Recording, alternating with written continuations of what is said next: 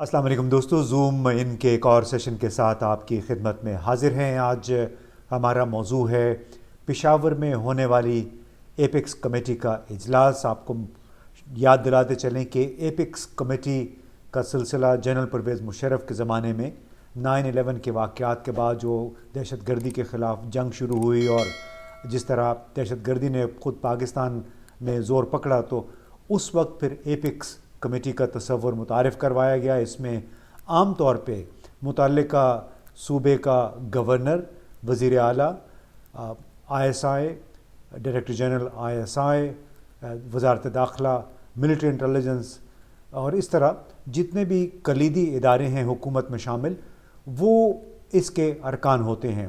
तो इसी तरह पेशावर में 3 फरवरी को यानी जुमे के रोज़ जो इजलास हुआ एपिक्स कमेटी का, उसमें वज़ीर आज़म शहबाज शरीफ के साथ साथ डायरेक्टर जनरल ISI, फ़ौज के सरबराह जनरल आसिम मुनीर और बहुत सारे दीगर आला हुकाम ने शिरकत की। गवर्नर खैबर पख्तूनख्वा, वज़ीर आला, वो सब इसमें शामिल थे और इसमें तफसीली कोई 7 घंटे तवील इजलास था और इसमें बुनियादी तौर पे एक फ़ैसला किया गया कि मुल्क में दहशत गर्दी के लिए ज़ीरो टॉलरेंस की पॉलिसी इख्तियार की जाएगी, यानी दहशत गर्दी को किसी भी सूरत बर्दाश्त नहीं किया जाएगा। इसके लिए अगर ज़रूरत पड़ी तो नई कानून साजी भी की जा सकती है।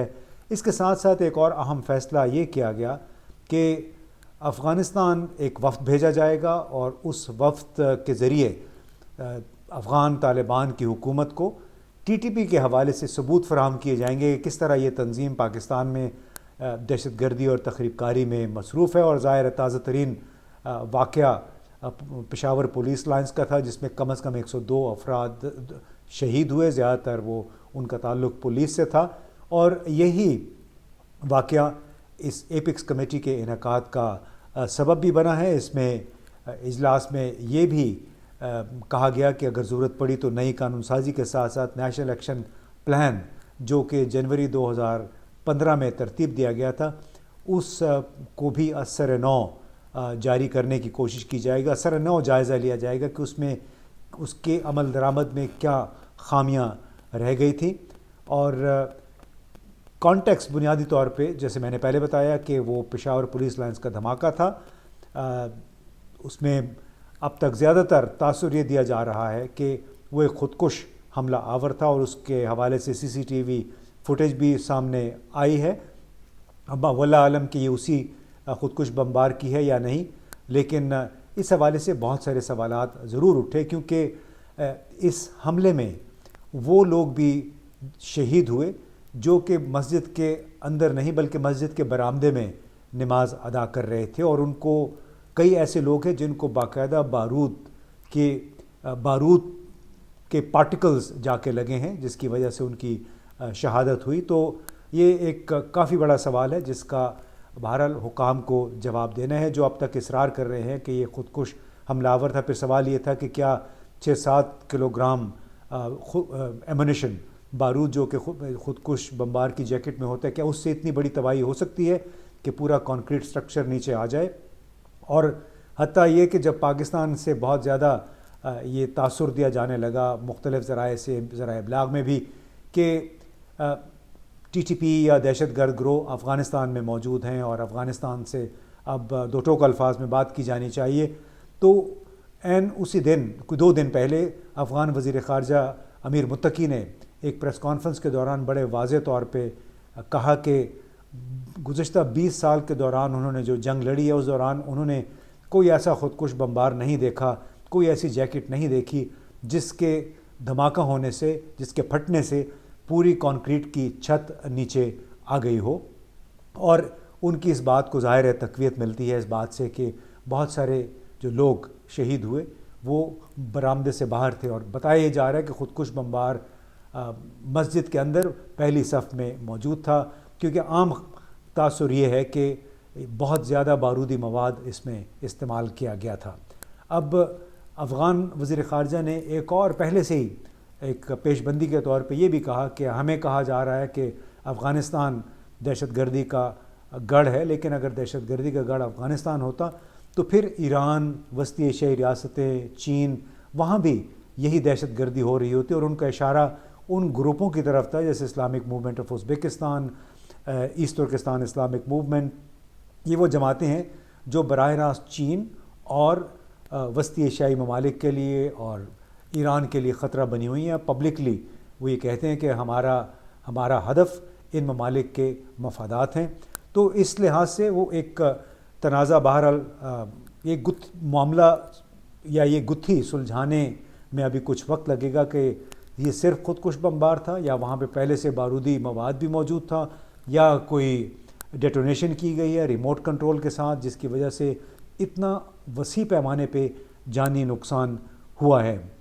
اب ایپکس کمیٹی کا اجلاس ہو گیا اور اس کے نتیجے میں وعدے وعید بھی ہو گئے، عزم کا یہ اعادہ کیا گیا کہ دہشت گردوں کو برداشت نہیں کیا جائے گا. لیکن سوال یہ پیدا ہوتا ہے کہ کیا ایپکس کمیٹی کے اس اجلاس سے اس پاکستان کے اندر دہشت گردی کی پیش بندی کی جا سکے گی ایک ایسی صورتحال میں جبکہ ملک سیاسی تقسیم کا شکار ہے، بڑی بری پولرائزیشن ہوئی ہے. پی ٹی آئی نے ایپیکس کمیٹی کے اجلاس میں شرکت نہیں کی ہے. اس طرح پی ٹی آئی نے یہ بھی کہا ہے کہ وہ آل پارٹیز کانفرنس جو وزیر اعظم نے بلائی ہے اس میں بھی شرکت نہیں کریں گے. تو یہ ایک لحاظ سے ایک فالٹ لائن بنتی ہے، اس سے ایک اچھا تاثر نہیں جاتا ہے باہر کے ممالک کو. اور اب افغانستان بھی اگر ہمارا وفد جائے گا تو افغانستان کی حکومت بھی پاکستانیوں کو ہی کہے گی کہ آپ کا تو اپنا گھر انتشار کا شکار ہے، آپ ہم سے کیا مطالبہ کر رہے ہیں. لیکن بہرحال ایک حقیقت واضح ہے کہ جس انداز میں دہشت گردی نے دوبارہ سر اٹھایا ہے، جس انداز میں پولیس کو نشانہ بنایا گیا ہے، وہ پاکستان کے لیے بلا شبہ خطرے کی گھنٹی ہے. اس سے خیبر پختونخوا میں غم و غصے کی ایک نئی لہر سامنے آئی ہے. اس میں مختلف سرکاری اداروں کو گالیاں بھی پڑی ہیں جو کہ بڑی بدقسمتی کی بات ہے. ایسے نہیں ہونا چاہیے. لوگ جذبات میں نہ جانے کیا کیا کہہ جاتے ہیں جو کہ انہیں گریز کرنا چاہیے، کیونکہ محض جذبات کے ذریعے، نعرہ بازی کے ذریعے دہشت گردی سے چھٹکارا حاصل نہیں کیا جا سکتا، بلکہ اس کے لیے تمام جماعتوں کو مل بیٹھ کر مشترکہ لائے عمل کے ذریعے اور خاص طور پہ ان جماعتوں کو ساتھ ملانا ہوگا، ان کے اوپر کچھ شرائط رکھنی ہوں گی. جیسے جمعیت علماء اسلام ہے، جماعت اسلامی ہے، ماضی میں بہت سارے دہشت گرد چاہے القاعدہ کے تھے یا دوسری جماعتوں کے، وہ ان جماعتوں سے وابستہ رہے ہیں. اس وقت بھی جمعیت علماء اسلام کا بہت بڑا نیٹ ورک ہے وزیرستان کے علاقوں میں جو سابقہ قبائلی علاقے تھے، وہاں پہ بھی آ کے یہ لوگ پناہ لیتے رہتے ہیں. تو ان تمام جماعتوں کو اس بات پہ آمادہ کرنا ہوگا کہ انہیں ان کے مدرسے، ان کی مساجد دہشت گردوں کی پناہ گاہ کے طور پہ نہیں استعمال ہونی چاہیے. یہی باتیں ہمیں افغانستان کے حکام کو بھی کرنی ہوں گی، تبھی جا کے دہشت گردی کی کسی حد تک روک تھام کی جا سکے گی. اور اس کے ساتھ ساتھ پاکستان کے اندر بھی جو سویلین لا انفورسمنٹ ایجنسیز ہے جیسے پولیس ہے، فرنٹیئر کانسٹیبلری وغیرہ ہے، ان سب کو بھی بااختیار بنانا ہوگا، ان کو مزید اسلحہ ساز و سامان فراہم کرنا ہوگا اور اس کے ساتھ ساتھ انٹیلیجنس گیدرنگ کو اور بہتر بنانا ہوگا.